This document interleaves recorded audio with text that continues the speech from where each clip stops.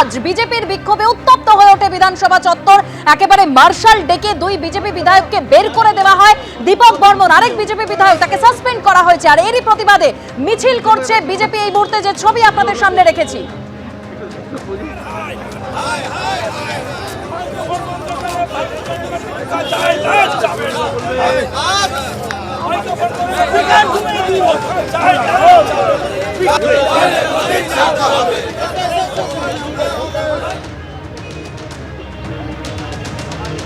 বিধানসভা থেকে রাজভবন পর্যন্ত বিজেপির মিছিল। আজ বিধানসভা চত্বর উত্তপ্ত হয়ে ওঠে একেবারে বিজেপির বিক্ষোভে, যেখানে শঙ্কর ঘোষ ও মনোজ ওরাওকে মার্শাল দিয়ে বের করে দেন স্পিকার।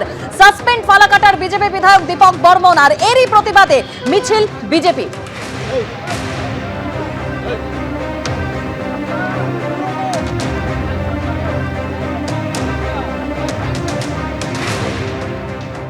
বিধানসভা এমন একটা জায়গা যার মর্যাদা রাখতে হবে, মর্যাদা রাখতে জানতে হবে, আইনটা পুরো জানতে হবে। ওকে আমি স্টপ করেছি, ইররিলেভেন্ট কথা কন্টিনিউয়াসলি বলে যাচ্ছিল। He cannot criticise the acts of the speaker, that too he was doing. এবং যার জন্য আমি ওকে বলেছিলাম আপনি থামুন, কিন্তু কোনো থামার তো লক্ষণই নেই, উল্টো পাল্টা কথা বলছিল। এবং আমাদের রুল 331 অনুযায়ী আমি ওকে স্টপ করে ওর বক্তব্য আমি ওকে বন্ধ করে দিয়েছি। That power I have. উচ্ছৃঙ্খল আচরণ করছিল, কাগজ ছিঁড়ে ছিঁড়ে ফেলছিল।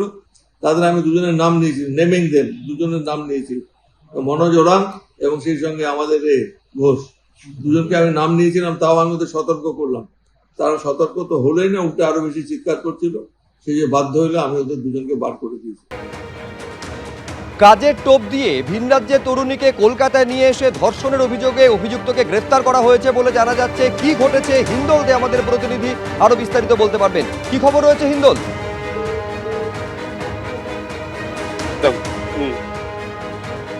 আমি আবারও কথা বলবো আমাদের প্রতিনিধি হিন্দল দের সঙ্গে। তার আগে আপনাদের জানাই যে কাজের টোপ দিয়ে ভিন রাজ্যে তরুণীকে কলকাতায় ডেকে নিয়ে আসা হয় এবং তারপর তাকে ধর্ষণ করা হয়েছে বলে অভিযোগ সামনে এসেছে।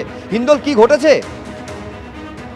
একেবারেই দেখো, কাজের জন্য ভিন রাজ্যের এক তরুণী, তিনি দিল্লিতে থাকেন, তিনি যেটা জানিয়েছেন কিছুদিন আগে কলকাতায় এসেছিলেন কয়েক মাস আগে। এখানে কিন্তু কীর্তি মেহতা বলে এক ব্যক্তির সঙ্গে তার পরিচয় হয়েছিল। তিনি ভবানীপুর থানার অন্তর্গত শরৎ বোস রোডের একটি হোটেলে রিসেপশনিস্টের চাকরি দেবেন বলে সেই তরুণীকে ডাকেন গত 7 মার্চ রাত 8টা নাগাদ। সেই অনুযায়ী তিনি বায়োডাটা নিয়ে গিয়েছিলেন, যেটা তরুণীর অভিযোগ। এবং তার পরবর্তী ক্ষেত্রে তিনি যেটা অভিযোগ করছেন যে কীর্তি মেহতা তাকে সেই হোটেলের একটি রুমে নিয়ে যান এবং সেখানে প্রথমে তাকে মদ্যপান করতে বলা হয়, তিনি তা অস্বীকার করেন এবং তারপরে তাকে ঠান্ডা পানীয় দেওয়া হয়, তেমনটাই তরুণীর অভিযোগ। এবং সেই ঠান্ডা পানীয়ের মধ্যে কিছু মাদক মেশানো ছিল, তেমনটাই তরুণী জানাচ্ছেন। এবং সেই ঠান্ডা পানীয় খাওয়ার পরে তিনি যখন খানিকটা অসুস্থ বোধ করেন, সেই সময় কিন্তু সেই হোটেলের রুমে তাকে ধর্ষণ করা হয়, তেমনটাই অভিযোগ। এই অভিযোগ গতকাল ভবানীপুর থানায় লিখিত আকারে তিনি জানান এবং তারই পরিপ্রেক্ষিতে অভিযুক্ত ব্যবসায়ী কীর্তি মেহতা তাকে ভবানীপুর থানার পুলিশ গ্রেপ্তার করেছে এবং তাকে আজ কিছুক্ষণ আগেই আলিপুর আদালতে তোলা হয়। গোটা ঘটনা কিভাবে ঘটলো, কি অভিযোগ, সমস্ত বিষয়টা কিন্তু তদন্তকারীরা খতিয়ে দেখছেন। অভিযুক্তকে পুলিশ নিজেদের হেফাজতে নিয়ে আরো জিজ্ঞাসাবাদ করবে, তেমনটাই পুলিশ সূত্রে খবর। শুভ্রজিৎ, ধন্যবাদ হিন্দল।